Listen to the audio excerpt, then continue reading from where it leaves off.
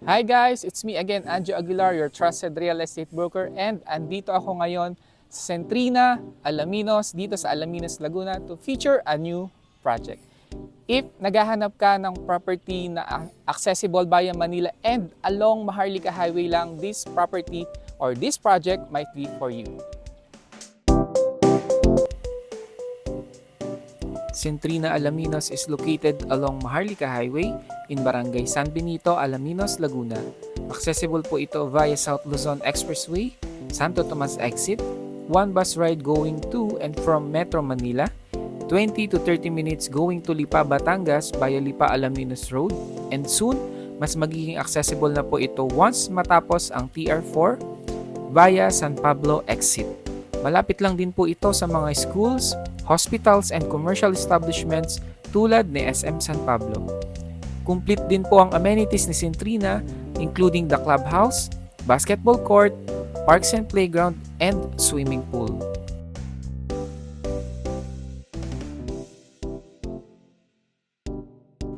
So guys, we have 5 available model units dito sa Centrina Alaminos, but for this video, ang i-feature nating model ay si Avina Model Unit. Si Avina Model Unit ay may minimum lot area na 96 square meters and usable floor area na 85 square meters. May provision ito for 3 bedrooms, 2 toilet and bath, a carport, living, dining, and kitchen area. And complete turnover na din po ito. So, before natin pasukin itong Avina Model Unit, iikutin muna natin itong paligid niya. No? So, as you can see guys, very modern Asian contemporary po yung design. It has a touch of brown and gray color. Ayan, so very pleasing po and hindi siya ganun kainit tingnan pag tinitingnan na natin. So, as you can see, this will be your carport. This is a single attached unit. So, you have the space on the 3 sides of your property. So, you have in the front, on the side, and at the back of the house. Ito pong parking natin, malaki siya, no? So, kasya dito, even the pick-up, SUV, and even van, kasyang-kasya po siya dito. So, approximately, it is 15 square meters, 12 to 15 square meters. And meron na din po tayo dito naka-ready na outlet for your, kung mayroon kayong e-bike, di ba? Pwede kayo dito mag-charge. Or yung pressure water for cleaning your vehicle, pwede din po. Ayan, dito naman sa ating front, you have 3 meters setback for your landscaping or your garden. Or, ayan, medyo umuulan na, no? So, kung ano yung gusto nyong design dito, no, for landscape. Ayan. Dito naman sa likod, you have a 2 meters setback going to your backyard, no? Pwede dito natin gawin. May naka-ready po ditong cemented part for your laundry area, ayan, or your service area, utility area, na pwede nyo din i-extend yung kitchen nyo dito sa side. So, meron tayo ditong door. Later ipapakita po natin. Ayan. So, let's go.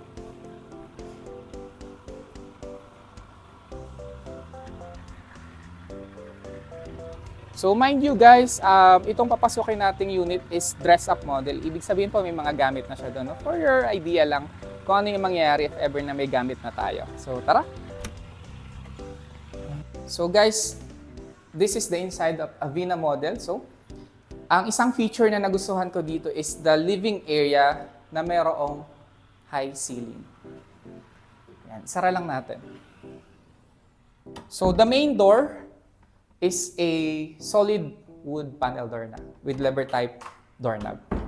Yan. Ang window din natin sa first floor rather, aluminum sliding windows. So, ayan, you have one here. You have another one here sa may parking area. And this will be your living area. So dito po natin nilagay yung sofa kasi nandito po yung ano natin, no? Yung outlet for cable. Ayan, pakita natin. Ito yung outlet for cable. So naka-ready na din siya upon turnover.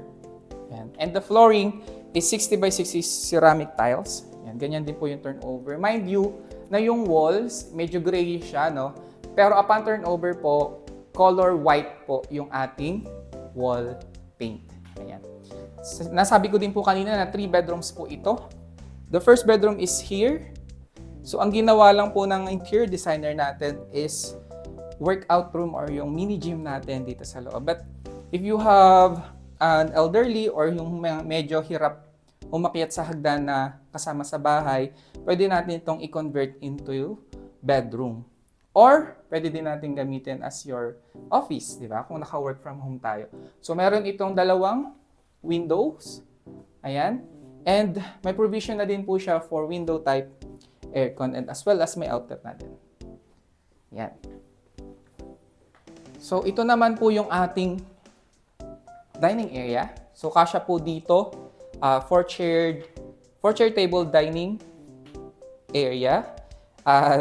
And meron tayo ditong, na-extend siya actually. Yan. Diba? So, pwede siyang gamitin as extension, diba? Kung may bisita tayo, pwede siyang maging 5-seater dining table. Ayan. So, before that, ito muna. Ito yung ating magiging kitchen area. Ito na din po yung turnover. Hindi lang po kasama dito yung ating overhead cabinet, but kasama na po yung sink natin. Naka-tiles na din po itong ating counter. May backsplash na din po tayo and ready outlets for your rice cooker, microwave oven, and even for your refrigerator. Also, meron na din po tayo ditong cabinet sa ilalim. Yan. And dito naman sa ating toilet and bath, medyo kagaya na din ng turnover, no? Ang hindi lang po kasama itong ating malaking mirror dito. So, kayo na po yung maglalagay. Nakaabang lang po yung part dyan for the wall mirror.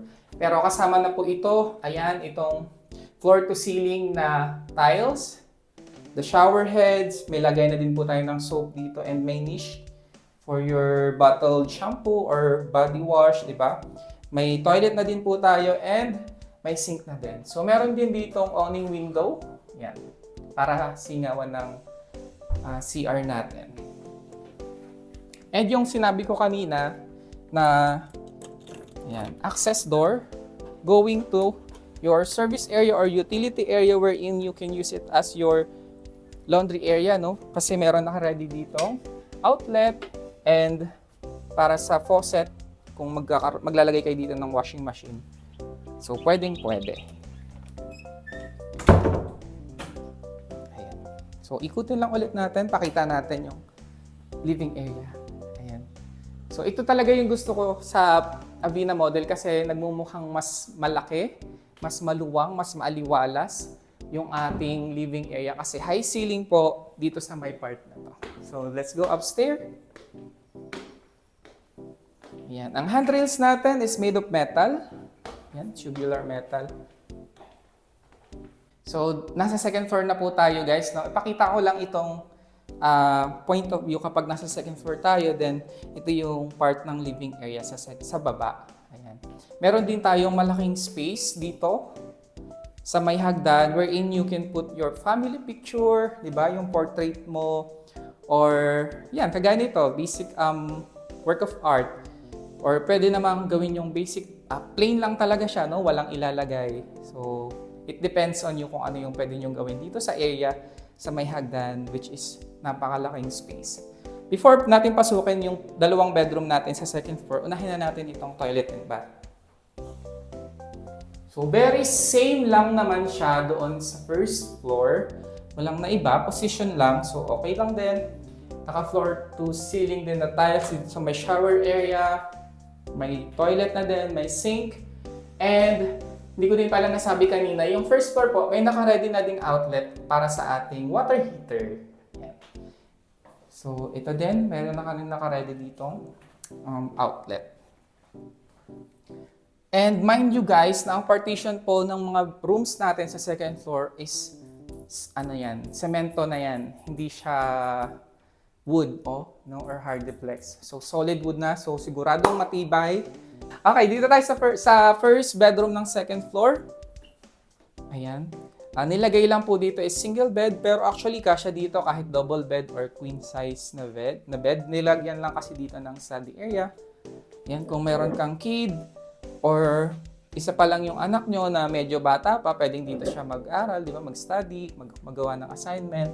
And you have 2 windows, one here sa may likod and dito sa may side, sa may parking side. And also, Gaya na nabanggit ko din kanina, naka-ready na din for window type aircon. Ayan, ang flooring natin sa second floor is vinyl tiles. Okay? So, hindi po kasama itong ating cabinets. So, ang deliverable, vinyl tiles sa flooring, painted white ang walls, and yung ceiling po is as is na din yan. And ito yung ating magiging master bedroom sa second floor. Ayan. So, ang nilagay po na bed para sa room na to is double bed. Pero kasya pa rin yung queen size, no? Para kumbaga isasagad lang natin. So, meron pa rin ditong space for your office or pwede nyo gawing vanity, di ba? Dito kayo mag-aayos. Okay? So, nagkaroon pa dito ng cabinet. Pwede nyo lagyan ng flat screen TV. And you have your window here. Meron tayong provision for window type aircon. May outlet na din. And ang maganda dito sa master bedroom, may access ka going to your small balcony. So, i-open lang natin. Ano ba siya? Ayan. So, buksan natin. Ayan. So, you have the sliding door going to your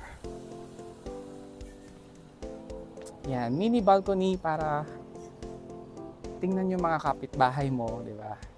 So, this is a Avina model and this is the most affordable unit na ino-offer natin dito sa Centrina, Alaminos.